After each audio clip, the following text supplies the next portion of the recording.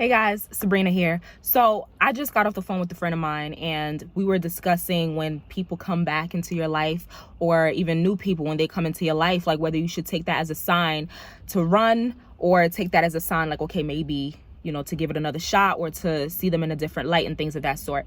And so I was just telling him how, like it's very careful, to each his own. You gotta look at your life and really assess. But majority of the time when people try to come back into your life, people who it didn't work out with before, they try to make their way back into your life, it's really just a test, right? I don't think that they're meant, most of them, again, this is not for everybody, so they're not usually meant to be able to come back into your life and take space, because I like to think that most of the time it's God testing you to see if your appetite is still the same.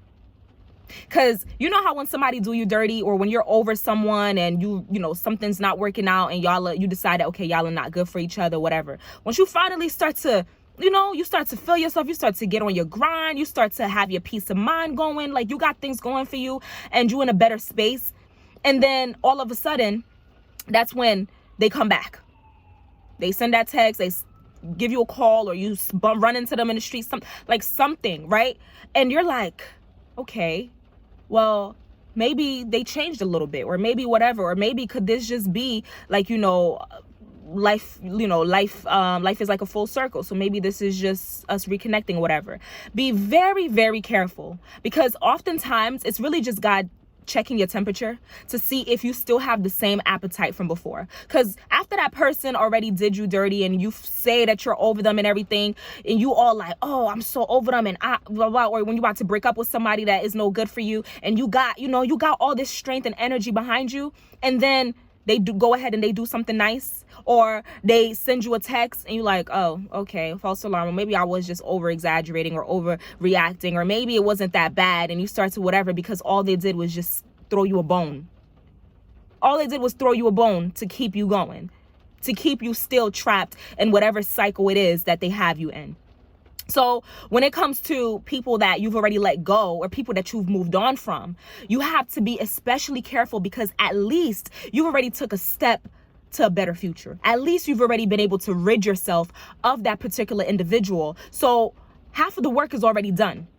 Now it's a little bit harder when you're still stuck in a situation, in a relationship with somebody who is no good for you, but you're trying to get out, but it's hard because emotions and blah, blah, blah. But once you're in a position where, okay, you've already released this person from your life, and now they're trying to show signs of wanting to enter your life again, be very, very careful, because most of the time that's really just God trying to test you, check your temperature and test to see if all of that talk that you were saying, all of this, oh yeah, I'm good without them, I'm better off without them, I don't need them, oh they ain't this, they ain't that, they're this, they're that, to see if all of that was all out of impulse and all out of emotion. Because we say a lot of things, and then when we get tested, we realize that, okay, we failed the test, like we really weren't as ready as we say we were. We were just talking a big game. So don't disappoint God, and don't disappoint yourself and your family and loved ones, those of them who know about your situation, when you've already released someone from your life, or when you say that you're about to let somebody go, release somebody, and then just because they show a little sign of improvement, a little effort of this, then all of a sudden you throw all of that out the window, and then you're back to, okay, well, I'm gonna give him another chance, or he changed, or she got better, she's actually showing signs of improvement now. Like, don't do it, because you're letting yourself and everybody else down. It's not worth it. It is not worth it. So be very, very careful. Now, on the other hand, for those people who, you've already released from your life, who are now trying to come back, picture it like this. You're working on a puzzle, right? And it's a lifelong puzzle. It's like a 30,000 piece puzzle, probably even more than that, just, to show you how the puzzle is your life. It's a never-ending puzzle, but day by day, you got to make strides to be able to try to get as close to the finished product as much as possible. You got to try to fit the pieces in where they belong. There are times where you get to a very good place in your life where the picture, where you feel accomplished, like, wow, this picture is actually coming together. Now, the difference is when you're working on an actual puzzle, a tangible puzzle, you'll get to see the image before you start the puzzle. So you have an idea of what it looks like. So you can kind of look at the box or look at the page inside of it and, arrange your puzzle in that way. Your life is different though, because you don't know what the end result is going to be. You don't know you do know the end. You know that you win at the end. If you're in Christ, you know that, at the end, God already promises you the victory. But it's all the stuff in the middle that you can, you got to put together. So you might be able to put the frame together, but all the inside, all the middle pieces is as you go on through life. You just got to, put them in and see what fits, see what doesn't fit in the whole nine. Now, let's say you're getting really close on this puzzle. Like it's looking pretty good. You're making a lot of progress and you feel good. You got a peace of mind. Then somebody just comes and they knock it over. Not on purpose. They just walked by. They didn't know that you were working on this puzzle and then they knocked it over, or they stepped on it, or some wind blows it. So now your puzzle is a mess. It's all over the place and you got to try to reconfigure the pieces all over again. That is what we do every single time that God helps us to release somebody from our life that is not meant for us, that is no good for us. And then we let them back in prematurely. We let them back in prematurely. Now we got to start this puzzle all over again. But now you're down and out. All that time and energy that you put into it, is like out the window. Like it's so exhausting. So every time that you're thinking about giving someone else another chance from your past that is not good for you, somebody that like their actions might have changed a little bit, but their core hasn't really changed. Somebody can show you signs of improvement, like, okay, well, I'll start cleaning up the dishes, around, and I'll start helping out around the house, and I'll start taking out the trash. I'll start blah, blah, blah, blah. But the core of who they are never really changed. They're changing all the exterior factors. They're doing a little bit this here and there. They're not as rude. They're not as loud. They're not as rambunctious. They're not as lazy. They're not as this. But is the core of who they are still the same? So don't let yourself get sidetracked and end up having to try to put this puzzle together all over again when you really did not need to. You did not need to. So be very, very careful, because God is checking to see if your appetite is still the same. If you still have an appetite for bullshit. If you still have an appetite for lies. If you still have an appetite for deceit. If you still have an appetite for nonsense. If you still have an appetite for lowlifes. If you still have an appetite for all of these things that you don't like, but somehow you keep finding yourself into. Like, it's not cool. It's not. And I'm talking to myself, it's not cool. Every time you think about giving that person another chance, whether it be a friendship that went sour, that person already revealed to you who they really are. I'm not saying that hold somebody, in prison for a mistake or action that they did for life. But you got to look at the core of who the person is. Was it just a mistake, like a mishap? Or is it something that's really in them? And the opportunity just presented itself. So when the opportunity presents itself again, will they betray me again? If the scenario is right, will they lie to me again?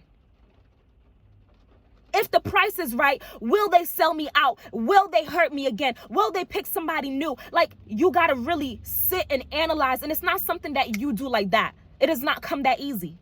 It takes practice. It takes meditation. It takes getting in the word of God. It takes finding yourself and knowing who you are and who you are not. But if all it takes is for you to smell the aroma of lies, smell the aroma of deceit, smell the aroma of bullshit, smell the aroma of fakeness to get you back with somebody who has no business with you, then you really haven't grown as much as you thought you have. We all like to, praise ourselves and speak boldly about how, yeah, I'm so over this person. And yeah, F that person and this and that. And we think we've come so far until we get an aroma of, whatever terrible thing that used to represent them. And we get baited right back in. So please don't bite the bait, because you need to have a different appetite. I can smell bullshit from a mile away. That girl right there, she's toxic. I can see it all over her. I'm not going to fall for the same nonsense over and over again. You got to make that decision in yourself where you're like, you know what? I'm choosing to have a different appetite.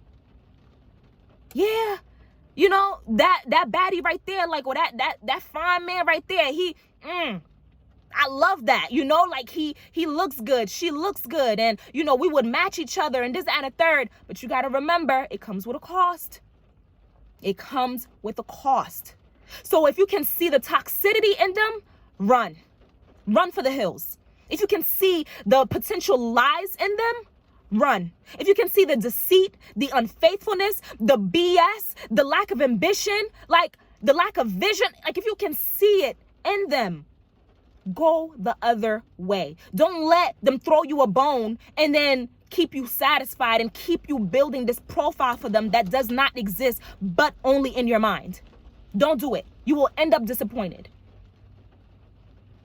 So that's it. That's my little spillage for today. And I really hope that everybody takes the time out to change their to check their appetite first. See what it is that calls you. See what it is that keeps having you repeat these same mistakes over and over and again. See what it is that keeps having you in bondage to the same types of people, the same types of hurt, the same types of negative experiences. And then once you see, like once you check your appetite and you see what it is, change it. Change it. And it's not going to look good. It's not going to be easy. It's not going to be pleasant to other people. So they're like, oh, he changed. She stuck up. Oh, like, who do you think you are? Like, all of a sudden now you think you somebody, or who you fronting on? Like, don't let none of that stuff get to you. Oh, really? That's how you acting now? You switched up on me? Or you different now? Like, really? Remember how we used to? Keep this in mind. My appetite has changed. I no longer need a little bone or a whiff of whatever you're selling to let myself fall into that same pit again. That's it. Bye. Hope you guys have a good day.